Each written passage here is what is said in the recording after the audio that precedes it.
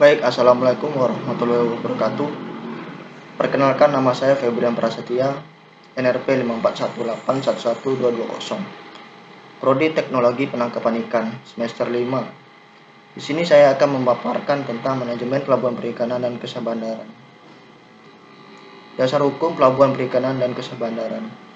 Undang-Undang Nomor 45 Tahun 2009 tentang perubahan Undang-Undang Nomor 31 Tahun 2004 tentang perikanan. Undang-Undang Nomor 17 Tahun 2008 tentang pelayaran. Peraturan Menteri Kelautan dan Perikanan Nomor 8 2012 tentang kepelabuhan perikanan. Peraturan Menteri Kelautan Perikanan Nomor 30 2012 tentang usaha perikanan tangkap di wilayah pengolahan perikanan negara Republik Indonesia. Peraturan Menteri Kelautan dan Perikanan Nomor 3 2013 tentang kesabandaran dan pelabuhan perikanan. Keputusan Menteri Kelautan dan Perikanan Nomor 6 2010 tentang penangkapan ikan di WPP RI.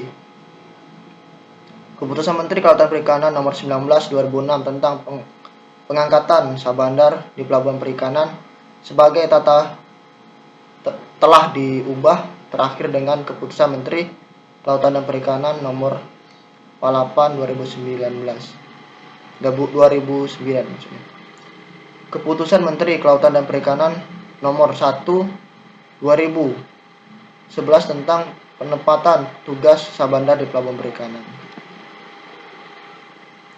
Pengertian dan fungsi pelabuhan perikanan. Pengertian pelabuhan perikanan itu, pelabuhan perikanan adalah tempat yang terdiri atas daratan dan perairan di sekitar dengan batasan tertentu sebagai tempat kegiatan pemerintahan dan kegiatan sistem bisnis perikanan yang digunakan sebagai tempat kepala perikanan kesabandaran, pelabuhan dan bongkar muat ikan yang dilengkapi dengan fasilitas keselamatan, pelayaran, dan kegiatan penunjang perikanan. Fungsi pelabuhan perikanan yaitu pelayanan tambat dan labuh kapal perikanan, pelayanan bongkar muat, pelayanan pembinaan mutu dan pengolahan hasil perikanan, pemasaran dan distribusi ikan, pengumpulan data tangkapan dan hasil perikanan, tempat pelaksanaan penyuluh dan pengembangan masyarakat nelayan, pelayanan kegiatan operasional kapal perikanan, tempat pelaksanaan pengawasan dan pengendalian SDI, pelayanan dan kesabandaran, tempat pelaksanaan fungsi kriteria ikan, dan lain-lain. Pelaksanaan fungsi di pelabuhan perikanan. Fungsi pelabuhan perikanan yaitu ada menjadi dua, yaitu pemerintahan dan sebagai pusat bisnis. Yaitu pemerintahan yaitu pengolahan, pengawasan perikanan dan sabandar. Sebagai pusat bisnis yaitu pemasaran, industri, pengolahan, perdagangan dan lain-lain. Kriteria pelabuhan perikanan. Jarak tidak terlalu jauh dari fishing ground, lokasi berhubungan dengan daerah pemasaran ikan, memiliki area yang luas untuk pendaratan ikan dan industri penunjang lainnya. Tempat menarik untuk tempat tinggal nelayan, penjual ikan dan pengusaha ikan. Aman dalam segala cuaca, aman secara alami dan buatan bagi kapal yang berlabuh dari segala cuaca setiap waktu. Kedalaman alur memadai. Tidak ada mengeruk pada kolam pelabuhan.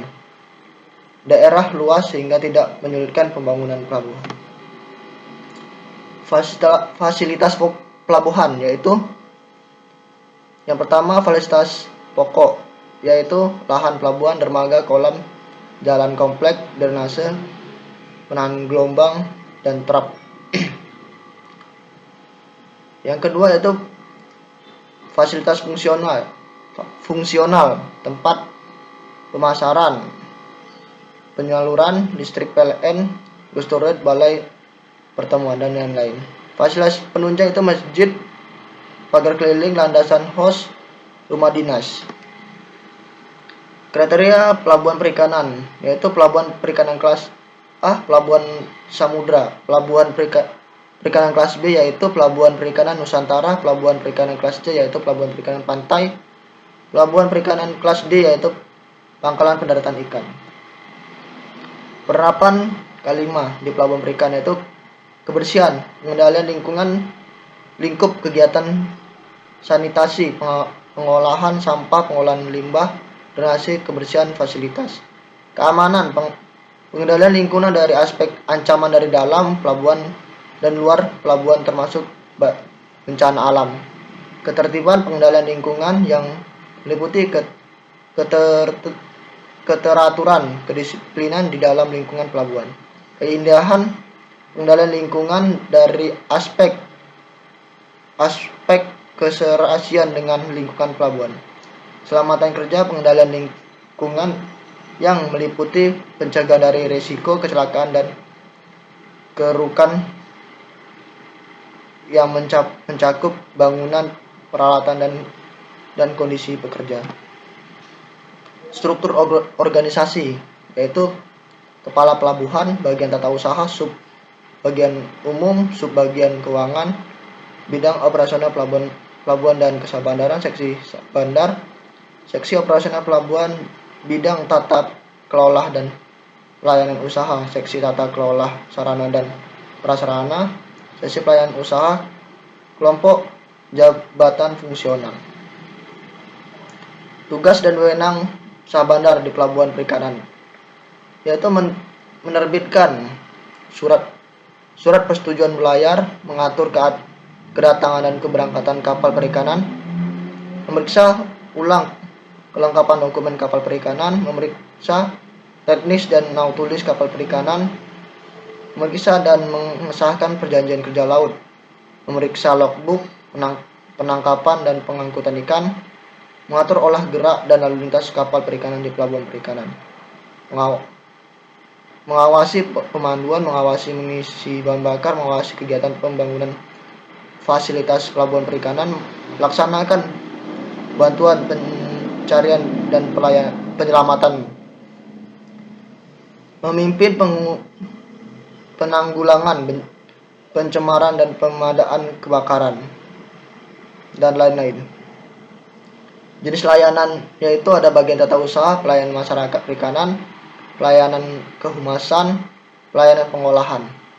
Bagian operasional dan kesah bandaran itu pelayanan penerbitan SPB, pelayanan STBL kedatangan, pelayanan STBL keberangkatan, pelayanan rekomendasi BBM, pelayanan logbook penangkapan ikan, pelayanan sertifikasi SHTI, pelayanan sertifikat CPIB, pelayanan inspeksi pembongkaran ikan, pelayanan pengawasan mutu, pelayanan informasi publik, pelayanan sertifikasi SKPI. Bagian tata kelola dan pelayanan usaha, pelayanan pemanfaatan lahan, pelayanan pas masuk, pelayanan pemanfaatan alat berat, pelayanan jasa kebersihan, pelayanan penumpukan barang, pelayanan jasa pemakaian listrik, pelayanan jasa tambat labu, pelayanan jasa air. Sekian, terima kasih dari materi saya, yaitu tugas akhir saya. Sekian dan terima kasih. Assalamualaikum warahmatullahi wabarakatuh.